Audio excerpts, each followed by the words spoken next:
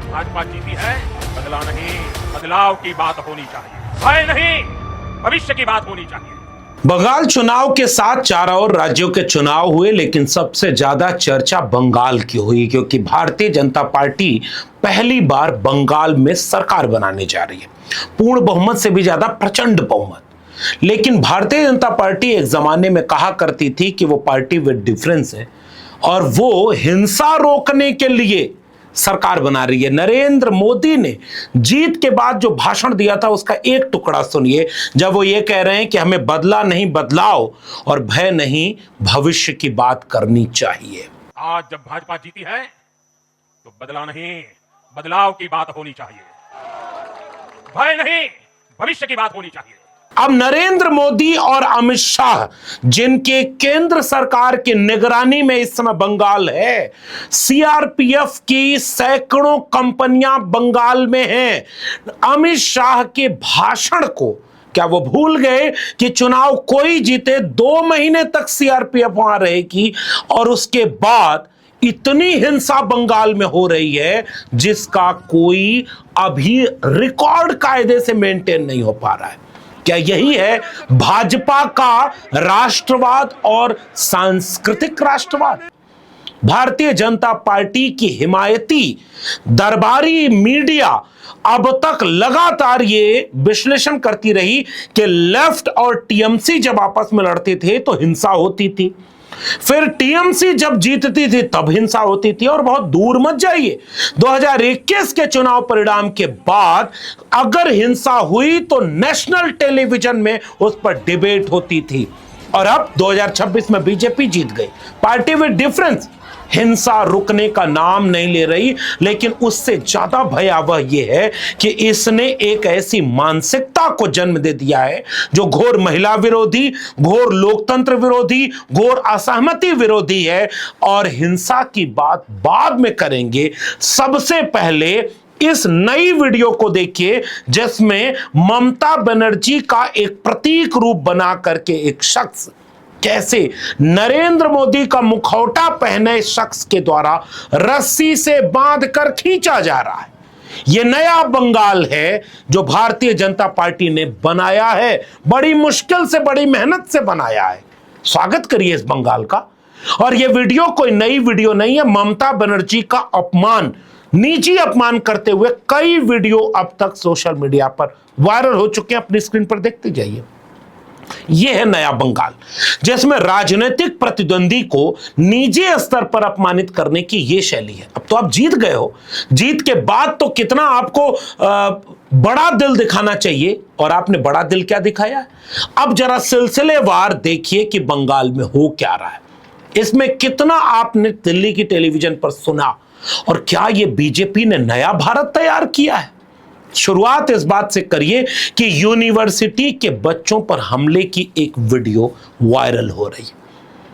अब दूसरी वीडियो देखिए जिसमें कहा जा रहा है, आरोप लगाया जा रहा है कि कॉलेज में जो टीएमसी के समर्थक लोग थे उनको घुस करके मारा जा रहा है। इस वीडियो को देखिए। इसके बाद एक बहुत बड़ी वीडियो देखिए, यह भाटपारा में टीएमसी की ऑफिस में आग लगा दी जा रही है। हम आग को इस तरह से दिखा भी नहीं पा रहे, लेकिन आप देखिए क्या हाल है बंगाल में। न्यू मार्केट इलाके की अगली वीडियो देखिए जिसमें बुलडोजर चला करके तृणमूल कांग्रेस के दफ्तर को गिराया जा रहा है। स्वागत करिए भारतीय जनता पार्टी के इस नए राष्ट्रवादी लोकतंत्र के चेहरे का। मुर्शिदाबाद जिले के जियागंज इलाके में लेनिन की एक प्रतिमा थी और निर्ममता से इस प्रतिमा को तोड़ा गया। और दिलचस्प बात यह है कि यह देख करके दिल्ली में बैठे कुछ संघी साथी पत्रकारों को इस बात की खुशी हो रही है कि लेफ्ट के लोग अब ऐसे ही नतमस्तक हो गए हैं। देखिए ये स्मृता प्रकाश है, एएनआई की पत्रकार है। पत्रकार को तो निष्पक्ष होना चाहिए, और इन पत्रकारों की हालत देखिए जो बंगाल के मामले पर किस तरह से एक पक्ष ले रही हैं, और इस तरह से उन्होंने ये सारी बातें कही।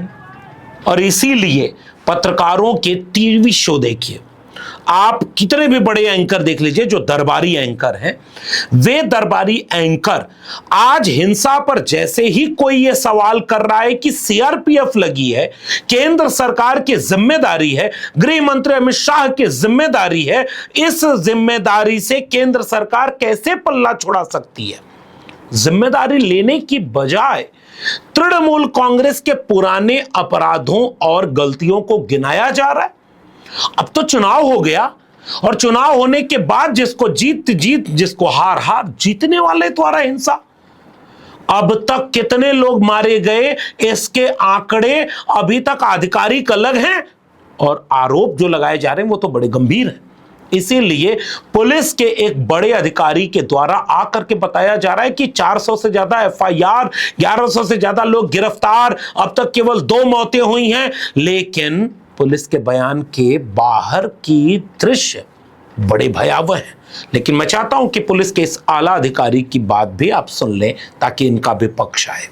Since day 4 yesterday, after the announcement of result, there have been incidents of violence, including threatening, assault, intimidation, and on those incidents we have registered more than 200 FIRs, and we have arrested 433 persons during investigation of those FIRs. Apart from that, we have arrested more than 1100 persons in preventive sections.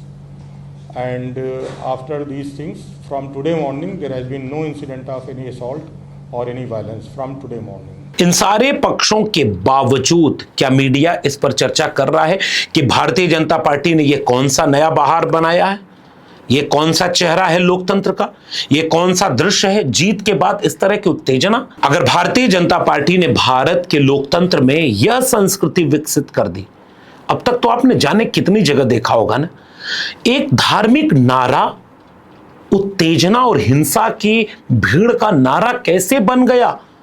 इस देश के आस्थावान हिंदू लोग क्यों नहीं सवाल ये पूछते।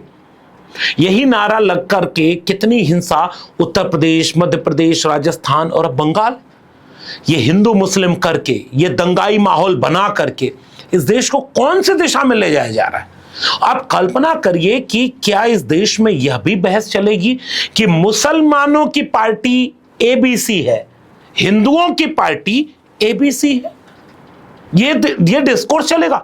कभी भी सोशल मीडिया पर यह डिस्कोर्स चला कि भारतीय जनता पार्टी ने पूरी एक कौम के सामने किस तरह से हिंसा, नफरत, झूठ और तमाम तरह की चीजें की, उसकी प्रतिक्रिया में अगर कोई दूसरी तरफ जा रहा है तो पूरी पॉलिटिकल पार्टी को चुनावी लोकतंत्र में एक धर्म की पार्टी कहा जा रहा है। आप स्क्रीन पर देखिए कि क्या ट्रोल किया जा रहा है। इस देश को भारतीय जनता पार्टी ले कहां जा रही है, यह सोचना दिलचस्प होगा। आज कांग्रेस पार्टी की तरफ से पवन खेड़ा ने इस बात के गंभीर आरोप लगाए कि ये जो हिंसा हो रही है वो दिल्ली के इशारे पर हो रही है। इस बात को सुन करके बीजेपी की तरफ से क्या कोई जवाब आएगा?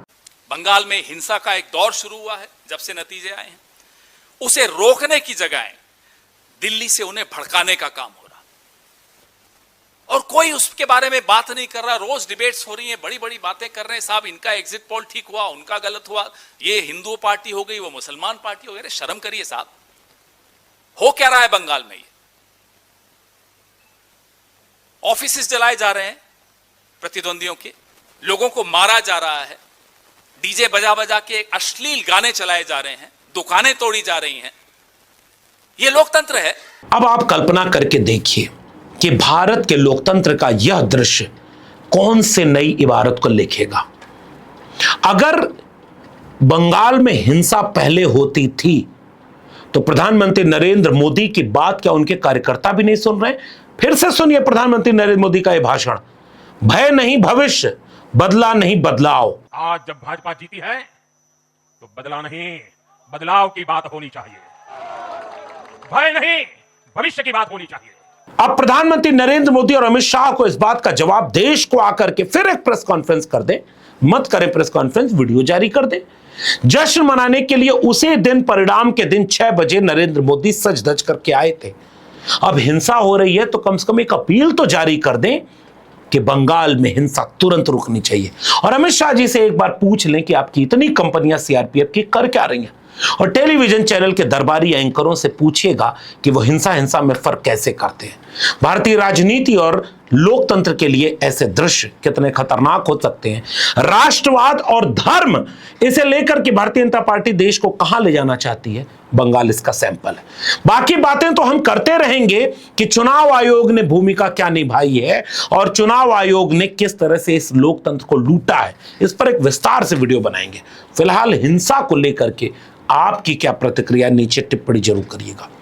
और हर तरह की हिंसा रुके, शांति हो, अमन चैन भाईचारा हो, तभी हम सबका भविष्य सुरक्षित है। इसी गुजारिश के साथ इस वीडियो को अगर आप शेयर करेंगे तो ज्यादा दूर तक ये मैसेज पहुंचेगा। फिलहाल इस वीडियो में इतना ही। मेरे चैनल को सब्सक्राइब नहीं किया तो जाते थे चैनल को सब्सक्राइब कर लीजिएगा। बेल आइकॉन यानी घंटी की बटन दबाएंगे तो अगली वीडियो की सूचना मिलेगी। ज्वाइन करेंगे तो हमें ताकत और हिम्मत मिलेगी। अगर आप इस वीडियो को ट्विटर यानी एक्स या फेसबुक पर देख रहे हैं तो डॉक्टर लक्ष्मण यादव को फॉलो करना मत भूलिएगा। फिर मिलेंगे, तब तक के लिए बहुत बहुत धन्यवाद।